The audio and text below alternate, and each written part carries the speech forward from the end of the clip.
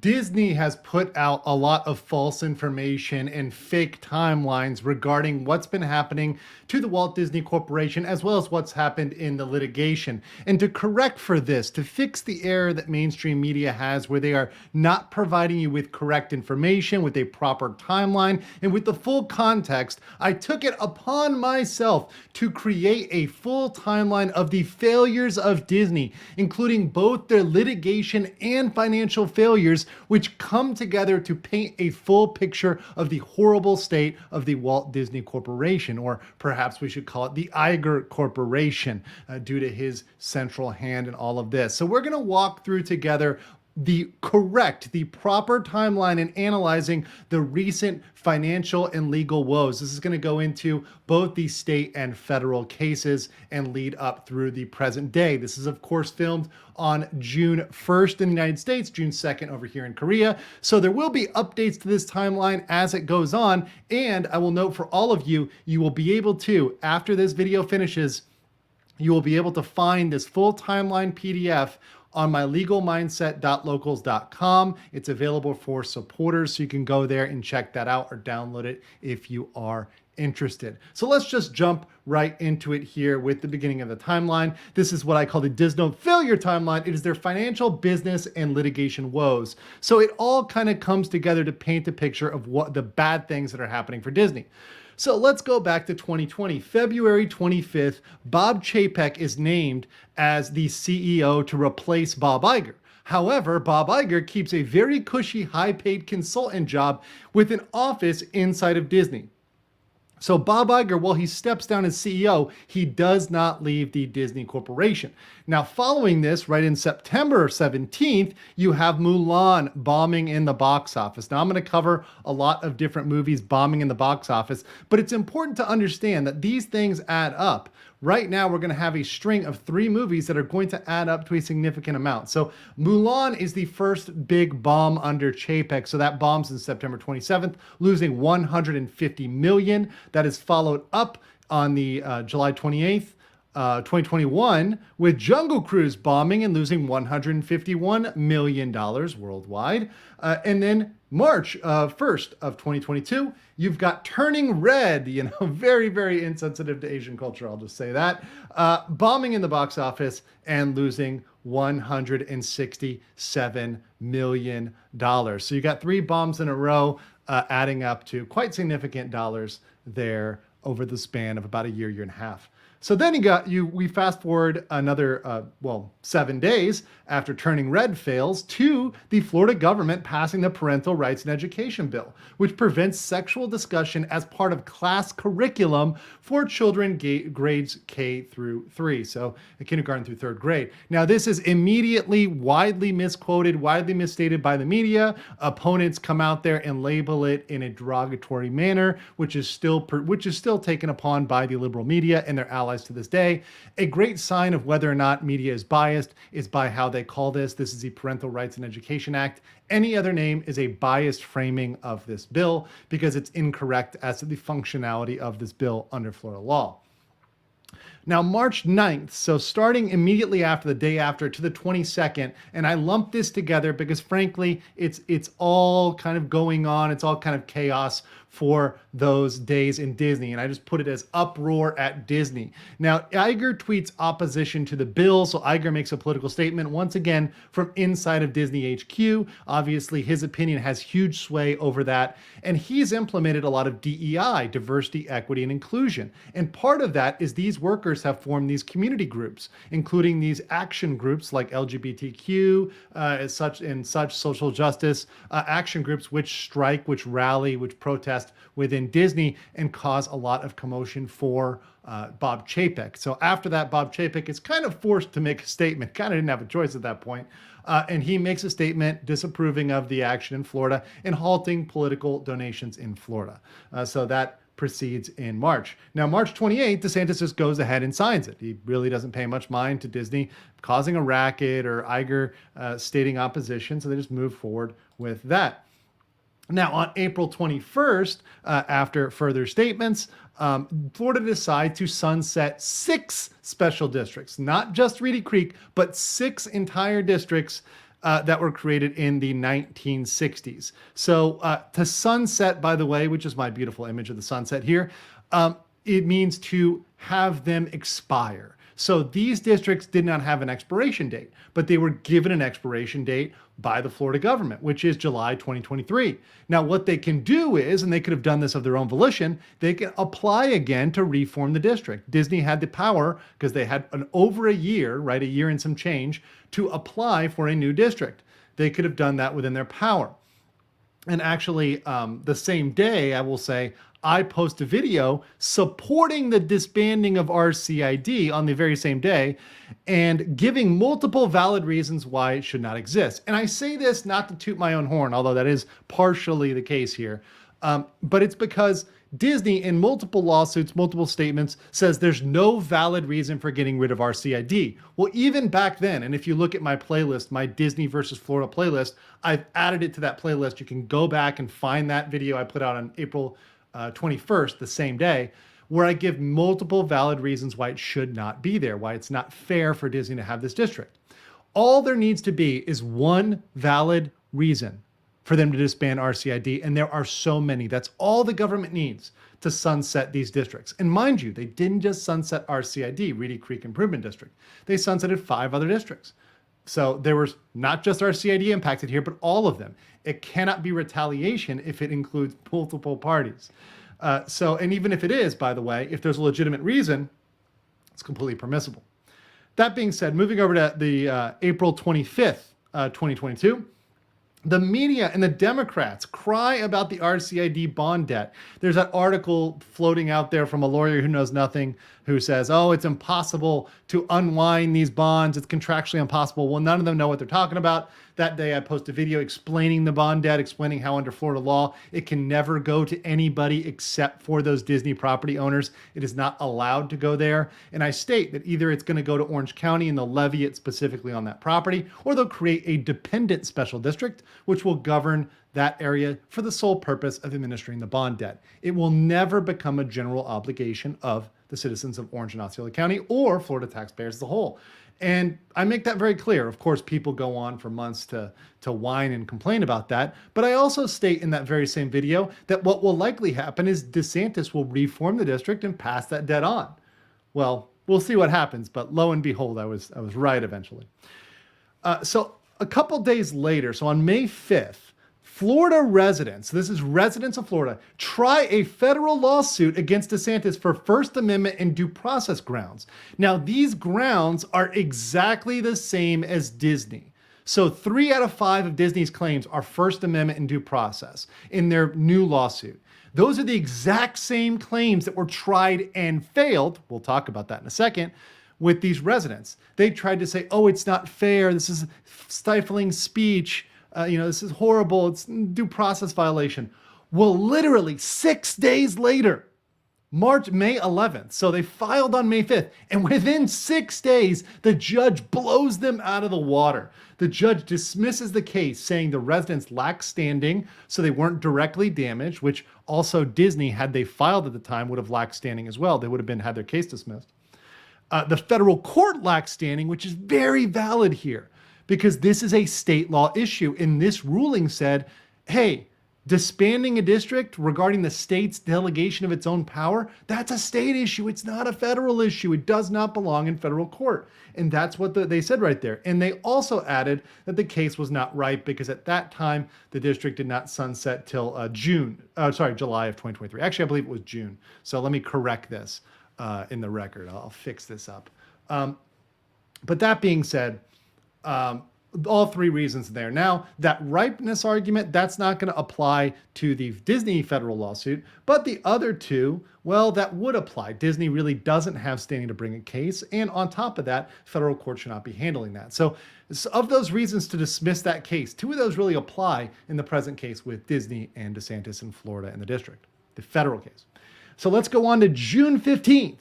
Now you got Lightyear. So Lightyear is bombing, losing $106 million. So I think this is something that most timelines leave out. Most timelines ignore the finances, but these are entirely relevant. And you're going to see why they're relevant, because Disney needs every dollar they can get, and they keep losing this money. 106 million is going to be a very relevant number as we come up now. Remember, this is June of 2022. So November 20th, Iger returns to replace Chapek as CEO. Chapek is blamed for absolutely everything. He's blamed for his cost cutting. He's blamed for the high prices at the parks. He's blamed for the low box office numbers. He's blamed for the failures of Lightyear, Turning Red, Mulan, Jungle Cruise. He's blamed for it all. He's also blamed for the Florida dispute. People perceive Iger as a person who's going to come in here and solve it. He's going to come over there and cut a deal. Well, lo and behold, Iger comes in and Strange World bombs on November 23rd. Strange World is one of the biggest losses. It loses 147 million worldwide. These are approximate numbers, but that is a massive loss. So December 2nd, this is after Iger is in, DeSantis states he's willing to compromise regarding the district. He says, I'm willing to, change the district, reduce its powers a little bit, but maybe keep it around. Now, media starts giving Iger credit immediately. They give Bob Iger all the credit for this. They say, Iger's cutting deals. He's talking to DeSantis. He's sealing things away. There was zero proof any meeting between Iger and DeSantis actually happened, any high-level talks, or the fact that this district being reformed was the result of negotiations between the two, was any sort of trading between the two. In fact, it kind of looks now in retrospect like Iger had nothing to do with it, like DeSantis just decided to do it, mainly to make sure the bond debt was clearly taken care of by a new district.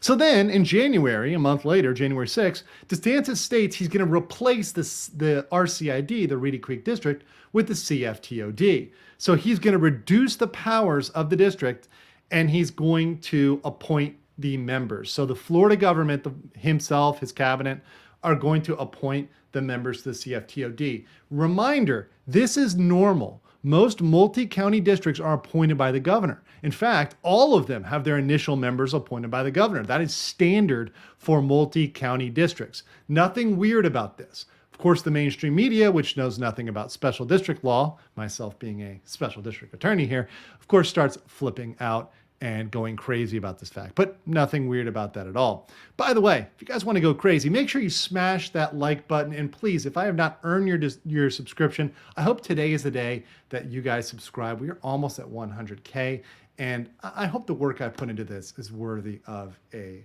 subscribe.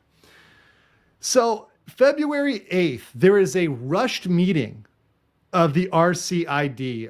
It is one of their last meetings before they're going to be disbanded and kind of thrown apart. So RCID quickly passes pro-Disney developer agreements and restrictive covenants, but in their haste and their panic to get these things passed, they fail to give proper notice or follow proper Florida law. They fail multiple sections of Florida law.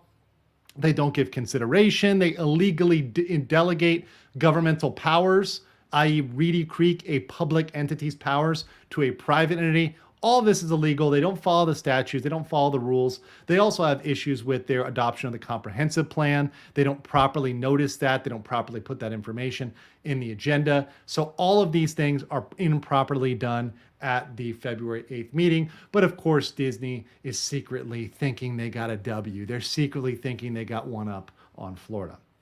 Now, on February 9th, the next day, the Florida legislature approves the bill transferring power from RCID to a CFTOD. The reason why they rushed was Disney probably got wind that this bill was going to pass. And when they got wind that the bill was going to pass, they freaked out. They knew that when the legislature signed that on the 9th, DeSantis could sign it the same day. So DeSantis could have signed it later the same day, could have signed it tomorrow. Of course, DeSantis waited till the 27th to actually sign that bill officially transferring power over. Now, within a month, on March 29th, or about a month and 2 days, the CFTOD, the new board, discovers this last-minute deal. And everybody on social media was saying, oh, DeSantis owned, Florida owned, stole all their powers. Well, of course, when they look into it, it's clear from first glance, and of course the videos I do on this agreement, once I read it, make it very clear. The agreement is illegal, did not follow Florida law, and is an illegal delegation of governmental powers. It's completely against the law in Florida. It's very obvious to anybody who knows this area of law. So the board says, look, these look illegal. We're going to take action to overturn these. These were illegally adopted. So on the 2023 April 26th, sorry, let me zoom back in here. April 26th of 2023, the CFTOD declares the agreements void ab initio. So void ab initio means that it's as if they did not exist. It's not a Harry Potter term. I know it sounds like one. It's not. Void ab initio is a legal term which means from the start. They were illegal from the start. And they select former Florida Supreme Court Justice Alan Lawson to represent them in litigation. This is possibly one of the most qualified people they could adopt and select. And of course, somebody who, as a Supreme Court justice, is very well versed on Florida law. So they make an excellent choice on lawyers. Well, the exact same day, April 26, Disney distracts from this news. They distract from the news of their being invalidated, which is a Disney tactic. We're going to see this repeatedly. Disney tries to cover up their fails with other news. They always are about distraction. So they file in federal court the same day for 5 alleged constitutional claims: contracts clause, takings clause, due process, and 2 First Amendment claims. All of the Disney lawyers are out of state. Contrast this to the district, which hired a Supreme Court justice who is, of course, a Florida lawyer. And also they file in the Northern District of Florida, hoping for a liberal judge, much like Judge Mark Walker, who we'll talk about very soon. So they indeed are forum shopping by filing in the Northern District of Florida, a more distant district, and hoping for a liberal federal judge. And of course, using federal claims, trying to pretend this isn't something that falls under state law, which it does. So then on May 1st, just under a week later, the CFTOD, the new district, sues in state law. So now we have the federal case and the state case. So as of May, we had 2 cases. And I'm going to talk about things going on in both cases from here on out. And this is where the timeline gets spicy. So all of the Disney lawyers are from, the CFTOD files in state court, and they file citing the proper state law, right? Because they're citing the state law, which belongs in state court. They have proper venue and jurisdiction because they're filing in the 9th Judicial District of Florida, which is where Disney is located, in Orange and Osceola County. The 9th District is for Orange and Osceola County. So understand this is the proper way to file this lawsuit, not the improper way.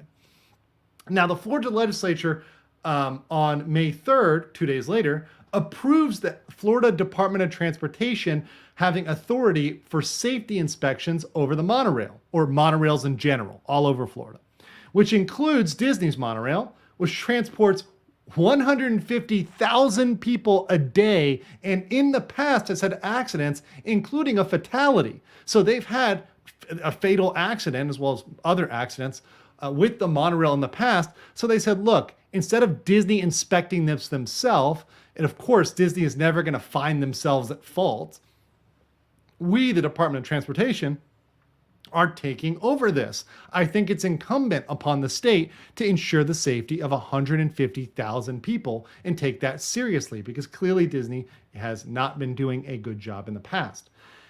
Now, on the 4th, the Florida legislature approves the CFTOD, declaring those last-minute illegal agreements, those Disney agreements, the developer agreement, the restrictive covenants, they approve them being declared void ab initio, as if they never existed. So now the district themselves and also the legislature have said these agreements are void.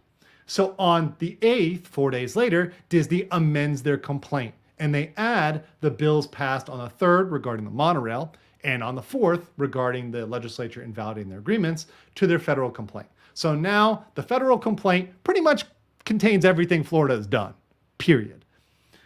And on the 16th, Disney files in the state case. So we're talking the state case now. They file a motion to dismiss. And this is the most paradoxical kind of, I don't know what they're thinking thing that I've ever seen in my life. They claim that because the CFTOD and the legislature declared the agreements void, they're actually void, and thus the state case is moot. But yet at the exact same time, they don't dismiss their federal case or amend it.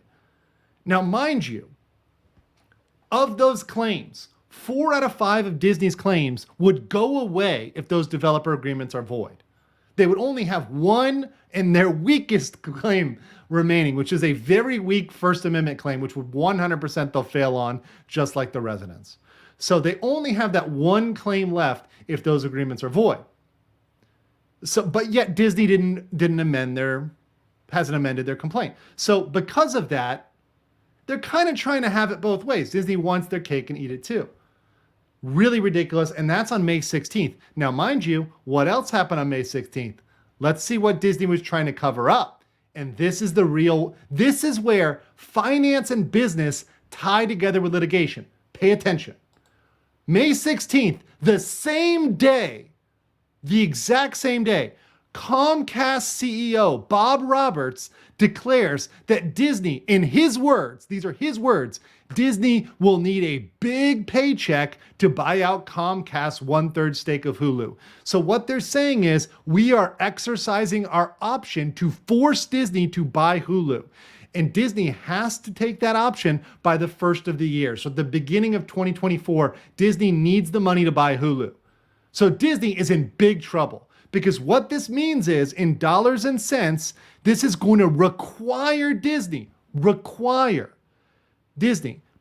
$23 billion at a maximum because Comcast thinks the valuation of Hulu is $70 billion. So a third of that is about 23. Approximate, I'm rounding down. It's about $23 billion. At a minimum, because they had a contractual minimum of about $27 billion, the minimum that Disney would need is $9 billion.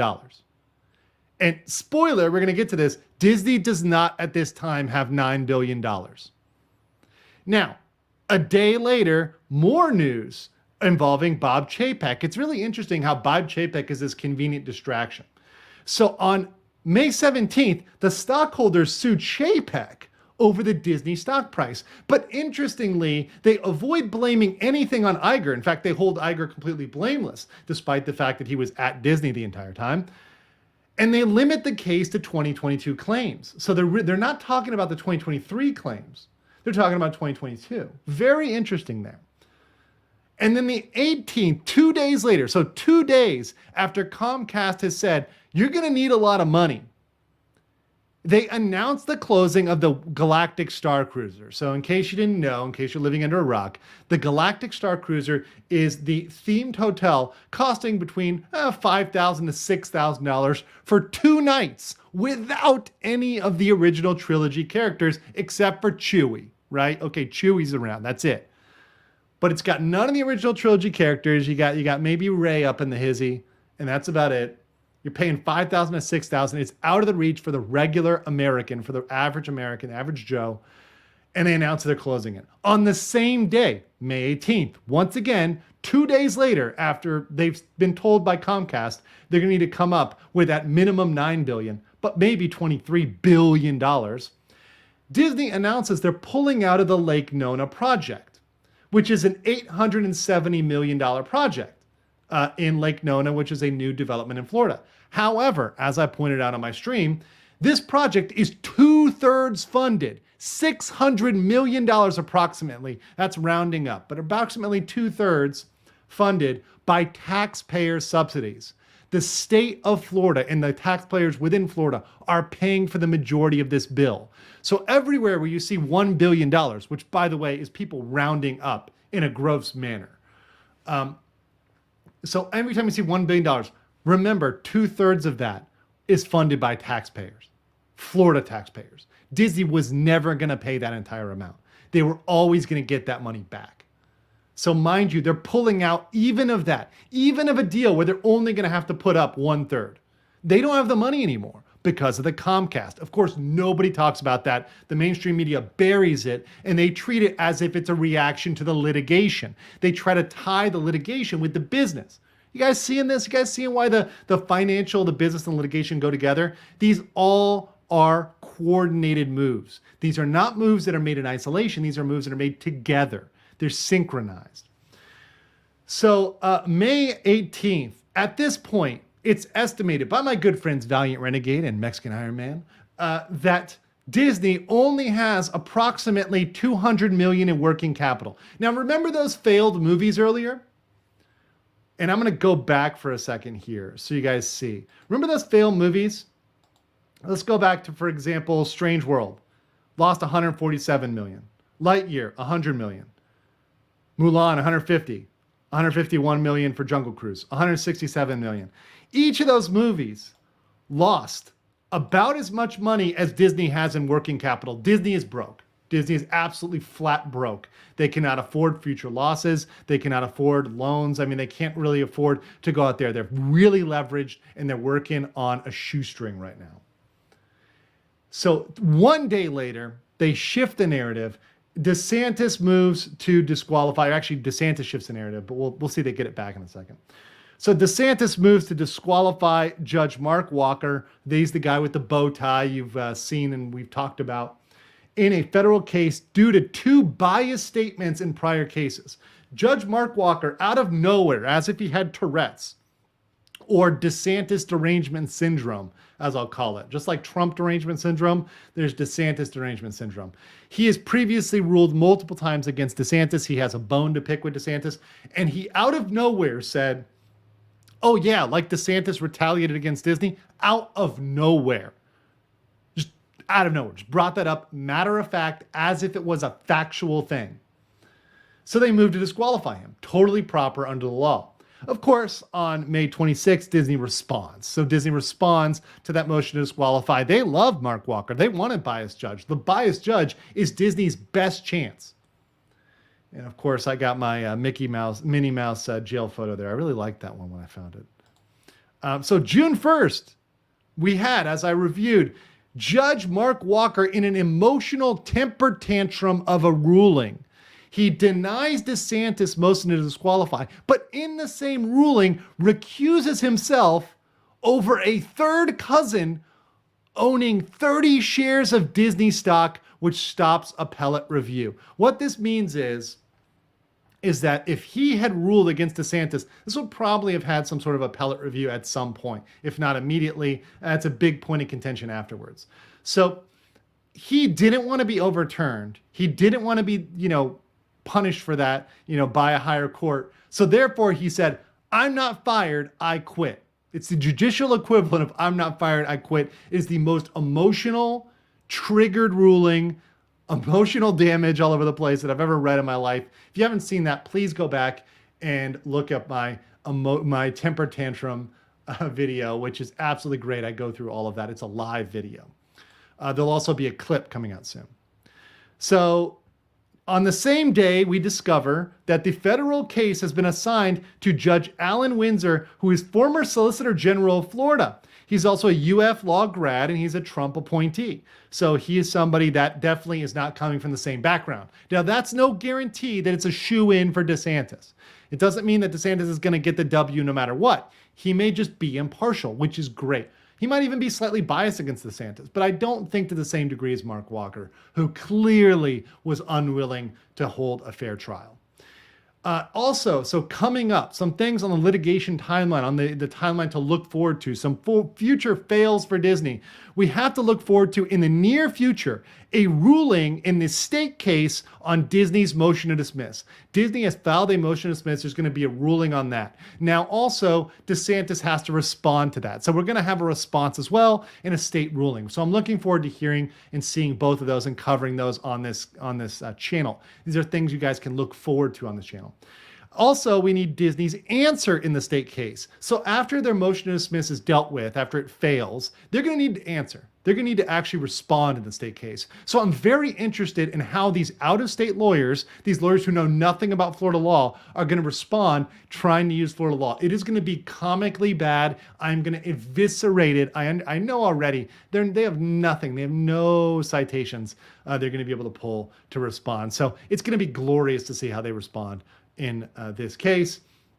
And then also we have looking forward to, now that this has been assigned to Judge Windsor, we're going to have to look forward to the suspension or limitation of the federal case pending the state case. What I mean by that is they're going to have to look at that federal case and either limit it or they're going to have to stop it until the state case is ruled upon. That's where we're at, and this is the failure timeline. Guys, if you enjoyed this, it's a longer video. I really hope you've enjoyed this. Please make sure you smash that like button. I hope I've earned your subscription. do that down there. And remember, legalmindset.locals.com for a copy of this that you can download. If you subscribe, you're in for this PowerPoint presentation. Hope you guys enjoyed it. Peace.